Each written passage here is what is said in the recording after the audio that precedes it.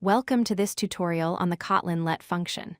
Let is a powerful scope function that helps you write cleaner and safer code. In this video, we'll explore how let enables scoped execution and null-safe operations in Kotlin. The let function is a scope function that executes a lambda expression with the object as its argument.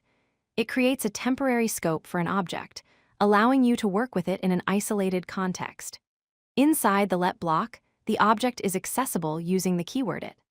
An important feature of let is that it returns the result of the lambda expression, making it perfect for chaining operations. The basic syntax of let is straightforward. You call let on an object, followed by a lambda expression. Inside the lambda, you can access the object using it. The lambda can perform operations on the object and return any value you need. This returned value becomes the result of the entire let expression. Let's look at a simple example. We have a string variable called name with the value Kotlin. We call let on this string, and inside the lambda, we print a message showing the value. Then we transform it to uppercase using the uppercase function. The result variable now holds the uppercase value Kotlin. Notice how let allows us to chain the transformation and capture the result in one clean expression.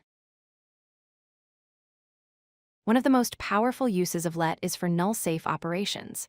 By combining the safe call operator ? With let, you can execute code only when a value is not null. In this example, name is a nullable string. We use the safe call operator before let, which means the lambda only executes if name is not null. This eliminates the need for explicit null checks and makes your code much cleaner and safer. Let really shines when it comes to avoiding nested if checks. On the left, you see the traditional approach with nested if statements.